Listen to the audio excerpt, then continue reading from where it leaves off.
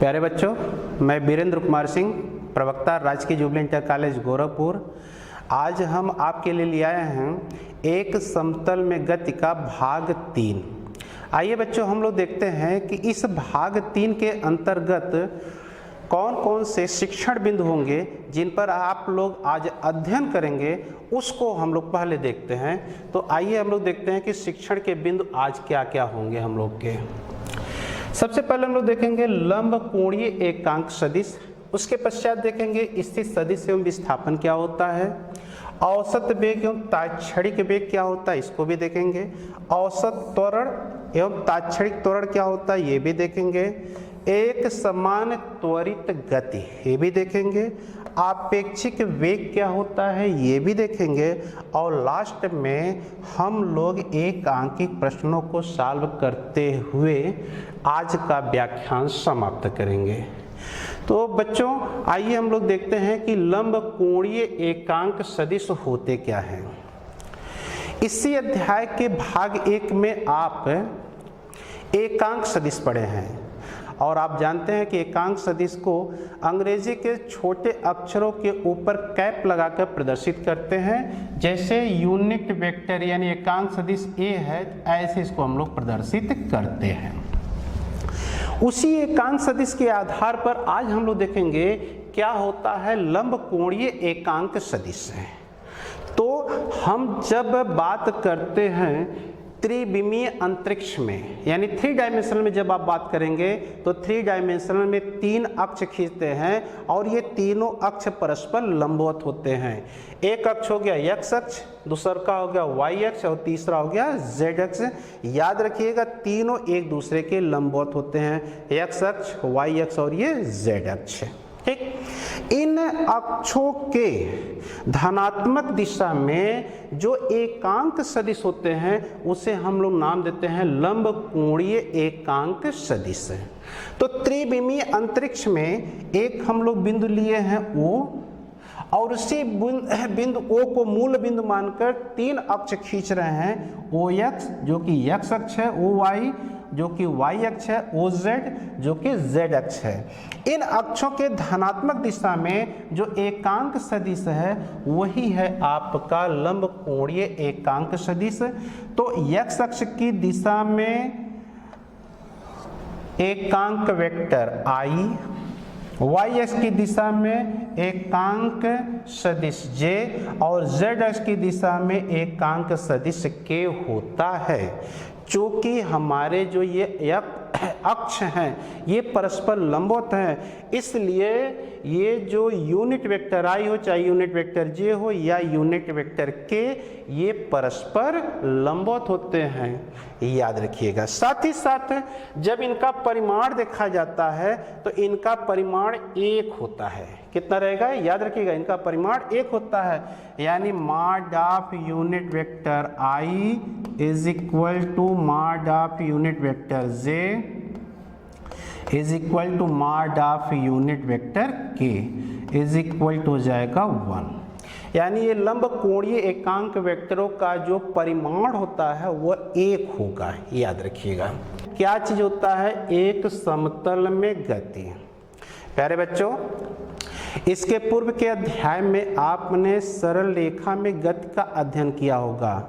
वहां पर आपने पढ़ा होगा कि यदि कोई पिंड ऐसे त्वरण के अधीन गति करे जिसकी दिशा पिंड के प्रारंभिक वेग के अनुदिश हो या उसके ठीक विपरीत हो, तो ऐसी स्थिति में वह पिंड एक सरल रेखा पर गति करता है।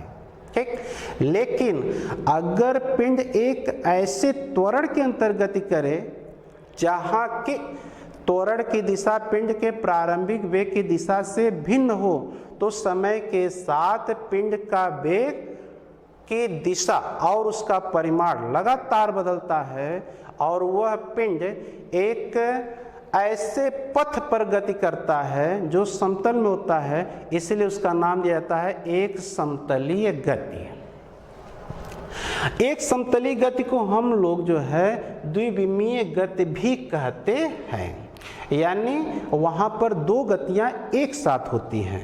तो एक समतल में गति का अध्ययन करने के लिए यह आवश्यक है कि स्थित सदिश क्या होता है और विस्थापन, इसकी परिभाषा हम लोग कैसे दें। जैसे मान लीजिए कि कोई पिंड है और वह एक समतल में गति कर रहा है, या कोई वस्तु है एक समतल में गति कर रहा है और किसी क्षण वह एक समतल में बिंदु P पर है। कहाँ पर है? P पर है। अब आप क्या करिए कि उसी समतल में एक स्वेच्छ बिंदु O ले लीजिए और उस बिंदु O को मूल बिंदु मानकर दो समकोणिक अक्ष OX x अक्ष हो जाएगा और OY y अक्ष खींच दीजिए। अब यहाँ पर जो वेक्टर रेखा OP होगी, यह वेक्टर रेखा उस पिंड के स्थिति को प्रदर्शित करेगा, यानी वेक्टर R स्थित सदिश होगा। इस स्थिति में अगर बिंदु P के निर्देशांक आप लेते हैं x और y है तो वेक्टर रेखा OP बराबर हो जाएगा स्थित वेक्टर R और ये हो जाएगा आपका x unit vector I plus y unit vector j, जहां x बता रहा है आपका वेक्टर R का x अक्ष के अनुदिश घटक का परिमाण। इसी प्रकार जो y है वो भी बताता है वेक्टर R का y अक्ष के अनुदिश घटक का परिमाण।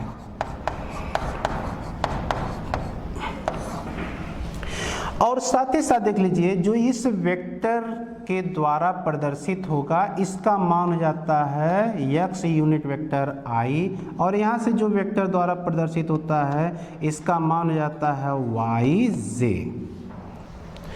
आइए अब अगला हम लोग देखते हैं क्या चीज होता है विस्थापन। मान लीजिए कि कण चित्रानुसार एक वक्र पथ पर गति कर रहा है।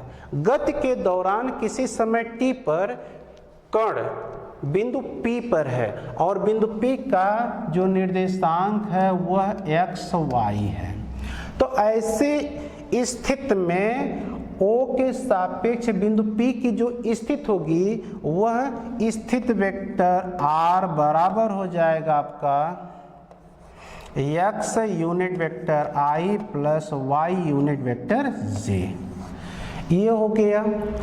अब जो कि पिंड गतिमान है तो मान लेते हैं किसी वक्र पथ पर कुछ समय पश्चात फिर आगे चला जाता है और समय t डैश पर वह p डैश पर पहुंचता है, जहां p डैश का जो निर्देशांक है x डैश y डैश है। तब हम लोग क्या करेंगे कि O के सापेक्ष P का स्थित जो वेक्टर आ जाएगा वो वेक्टर होगा R डैश बराबर x dash unit vector I plus y dash unit vector j। अब चूंकि जैसे परिभाषा से जो विस्थापन होता है वह प्रारंभिक और अंतिम स्थितियों का अंतर होता है, इसलिए यहाँ वेक्टर R डैश में से वेक्टर R को घटाएंगे। तो घटाने के लिए देखिए आप सबसे पहले आप क्या करते हैं कि मान लीजिए यदि विस्थापन वेक्टर आपका ये हो गया डेल्टा R, तो ये हो जाएगा वेक्टर डेल्टा R बराबर vector R dash minus vector R। अब आप मान रख दीजिए R डैश और R डैश R का, यहाँ पर गलती हो गया है, ये हो जाएगा आपका ये वेक्टर R। इसका मान रखेंगे आप पाएंगे तो x dash unit vector I plus y dash unit vector j minus x I plus y j, या इसको आप सिंप्लीफाई करेंगे तो x dash minus x unit vector I plus y minus y into unit vector j. इसके जगह पर आप लिख सकते हैं delta x i plus delta y j. ये हो जाएगा आपका विस्थापन सदिश यानी डेल्टा आर की वैल्यू। अब यहाँ पर देखिए जो डेल्टा एक्स है वो हो जाता है एक्स डैश माइनस एक्स और डेल्टा वाई बराबर है वाई डैश माइनस वाई। इस तरह से हम लोग निकाल लेते हैं विस्थापन क्या होता है। आइए अब हम लोग देखते हैं औसत वेग क्या होता है। तो किसी गतिमान कण के विस्थापन और समयांतराल के अनुपात को हम लोग औसत वेग कहते हैं। औसत वेग बराबर होता है विस्थापन बटे समयांतराल। इसको हम लोग रिप्रेजेंट करेंगे वेक्टर वी ए वी से। तो vector v a v equal to विस्थापन हो गया आपका डेल्टा आर वेक्टर बटे डेल्टा टी। या अगर आप डेल्टा आर का मान पहले से रख दे रहे हैं तो वी ए वी वेक्टर बराबर हो जाएगा delta x i plus delta y जे बटे हो जाएगा डेल्टा टी आर।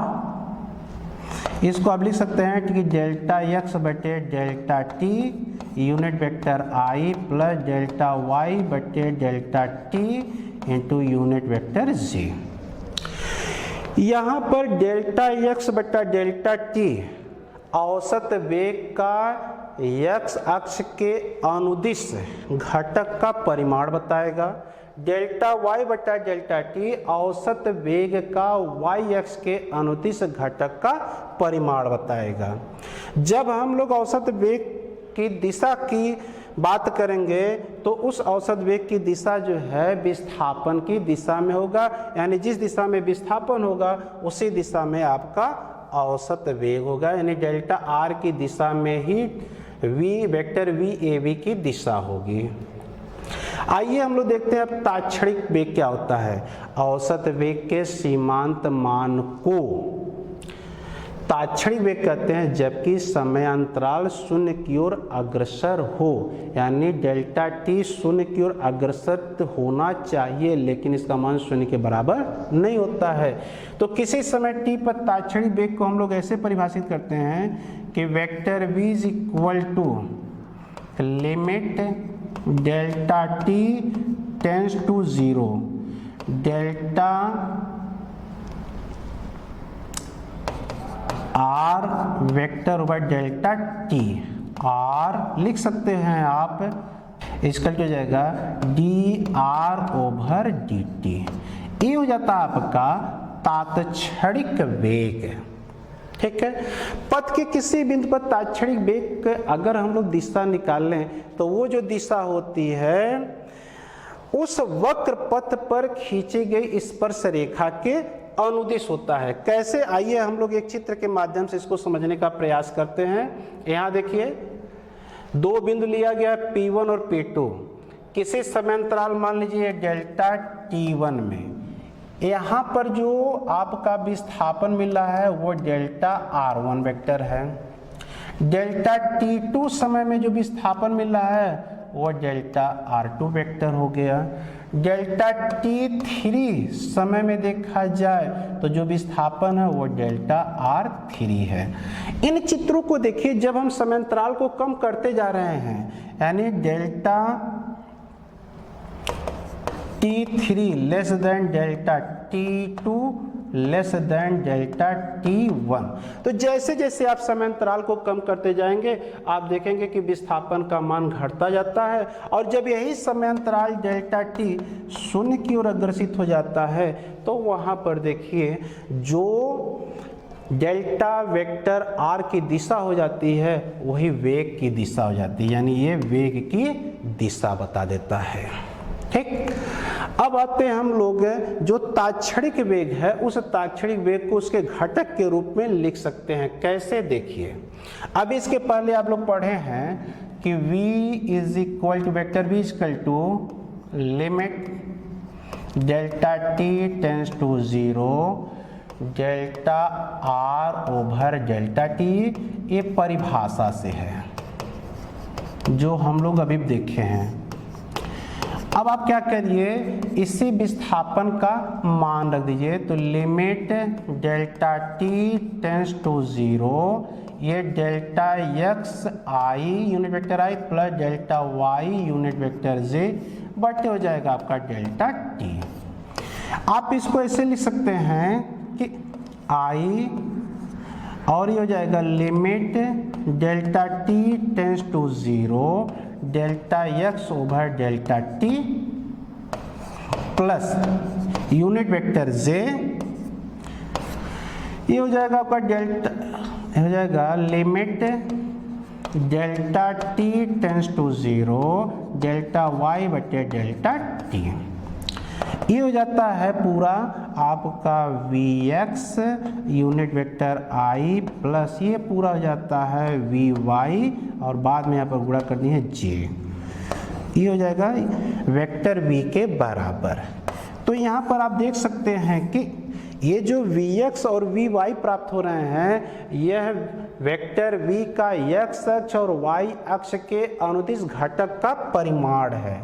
यानी वेक्टर v का x अक्ष के अनुदिश घटक का परिमाण हो जाएगा आपका vx।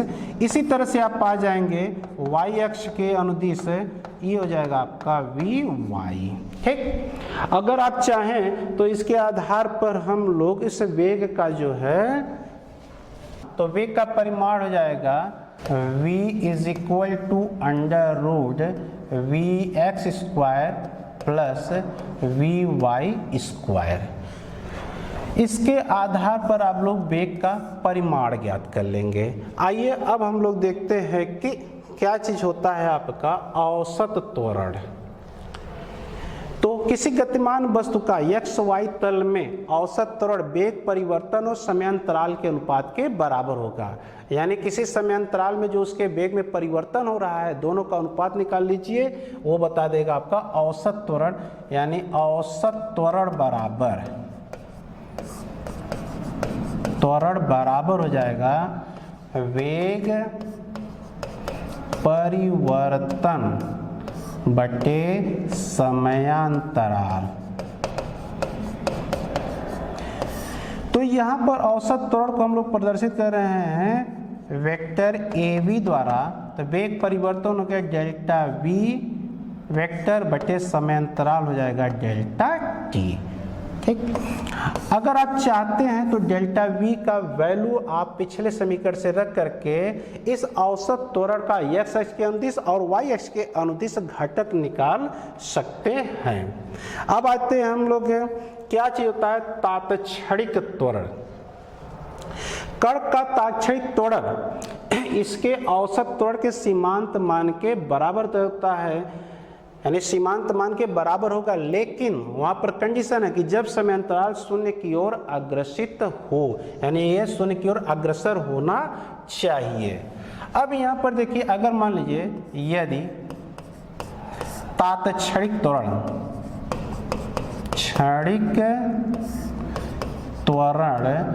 अगर आपका a है तो a बराबर हो जाएगा वेक्टर ऑफ a बराबर हो जाएगा limit delta t tends to 0 वेग परिवर्तन delta v over delta T.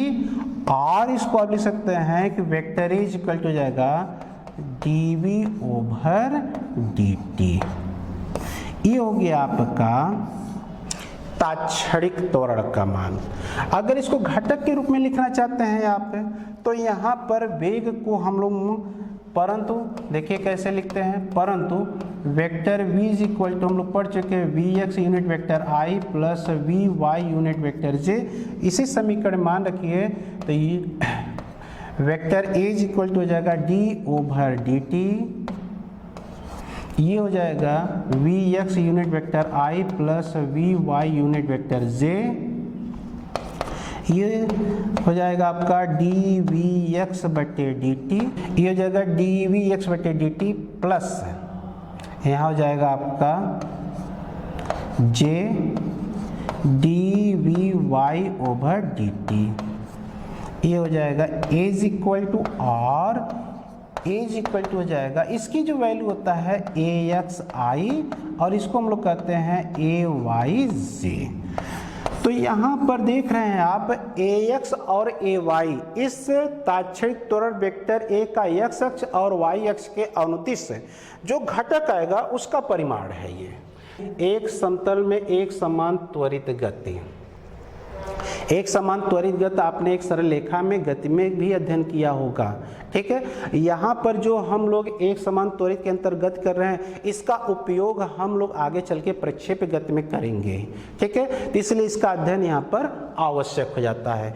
मान लीजिए कोई वस्तु XY समतल में, यानी एक कोई तल है, उसमें नियत त्वरण A के अंतर्गत कर रही है। प्रारंभ में जब वो t बराबर 0 समय, यानी जब प्रारंभ की बात करें तो t बराबर 0 रखते हैं, उसका स्थित r0 है और t समय बाद इसकी स्थित वेक्टर r हो जाती है। प्रारंभ में उसका वेग यानी t बराबर 0 पर उसका वेग है आपका वेक्टर u और t समय बाद उसका वेग v हो जाता है।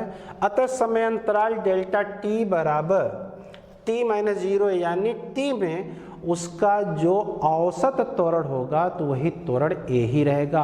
क्यों?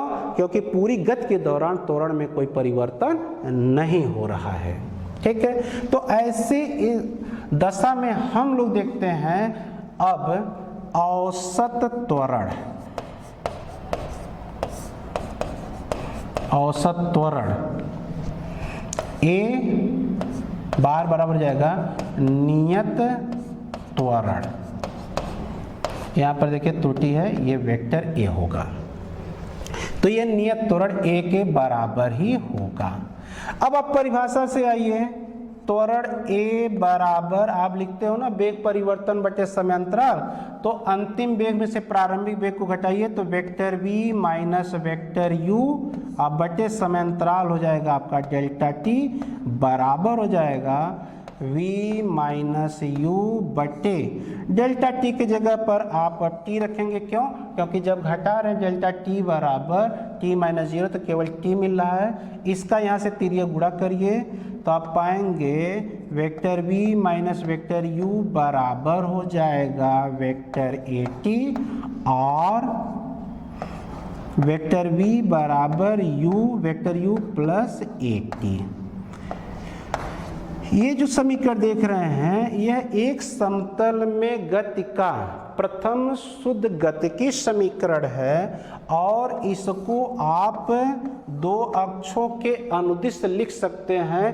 कैसे? देखिए Vx बराबर हो जाएगा Ux प्लस Axt, ये x अक्ष के अनुदिश रहेगा और साथ ही साथ Vy बराबर लिख सकते हैं uy प्लस AYT, ये हो जाएगा y अक्ष के अनुदिश रहेगा। ठीक, तो इस तरह से देखा जाए तो आप एक समतल में गति का प्रथम शुद्ध गति की समीकरण प्राप्त कर लिए। अब हम लोग देखते हैं इसका दूसरा क्या होगा। स्थिति में परिवर्तन ज्ञात करते हैं। अब समांतराल में पहले हम लोग निकालेंगे औसत वेग क्या होगा। तो औसत वेग बराबर हो जाएगा आपका अंतिम वेग प्लस प्रारंभिक वेग यानी vector v plus vector u बटे 2 हो जाएगा। डेल्टा t बराबर t समय में अब हम लोग निकालते हैं विस्थापन। तो वो विस्थापन हो जाएगा vector r minus vector r0 बराबर औसत वेग गुणे समयांतराल। तो ये हो जाएगा आपका औसत वेग का मान यहाँ से vector v plus vector u बटे 2 और समयांतराल डेल्टा t बराबर आपका t है। अब पहले समीकरण से v का मान रख दीजिए तो u plus vector at plus vector u कुल का बटा हो जाएगा 2 अब गुणे हो जाएगा t, क्योंकि आप अभी पढ़े हैं कि vector v equal to vector u plus vector at। इसको आप सिंपली इसको जोड़ेंगे तो 2 हो जाएगा, 2 से कटेगा यहाँ पर, तो हो जाएगा simply vector ut plus half vector at square, ये हो जाता है vector r minus vector r0 बराबर है, या वेक्टर r बराबर जाएगा vector r0 plus vector ut plus half vector at square. ये जो समीकरण आप देख रहे हैं, ये समीकरण बताता है एक समतल में गति का द्वितीय शुद्ध गति की समीकरण। ये समीकरण 2 है। अगर आप इसको भी चाहते हैं तो x अक्ष और y अक्ष के अनुदिश घटक के रूप में लिख सकते हैं। कैसे? देखिए, x equal to x0 plus uxt plus half axt square, समीकरण नंबर 2 का पहला हो गया। ये x अक्ष के अनुदिश हो जाएगा, y equal to y0 plus uyt plus half ayt square, ये दूसरा का b हो गया। इन सभी समीकरणों से स्पष्ट हो जाता है कि किसी समतल में एक समान त्वरित गति को दो अलग अलग एक दूसरे से स्वतंत्र समकालिक एक बिंबीय गतियों के रूप में समझ सकते हैं, जो कि परस्पर लंबवत दिशाओं में होती हैं। यानी दो गतियां होंगी, साथ साथ भी होंगी, लेकिन दोनों एक दूसरे से स्वतंत्र होंगी। आइए बच्चों, अब इसी के आधार पर अगर हम चाहें तो एक समतल में गति का तृतीय शुद्ध गति की समीकरण इस रूप में लिख सकते हैं कि vector v dot vector v is equal to vector u dot vector u plus 2 times of vector a vector r minus vector r0। ये जो समीकरण हमको प्राप्त हो रहा है, ये समीकरण उपरोक्त दोनों समीकरण यानी समीकरण 1 और समीकरण 2 के द्वारा प्राप्त है।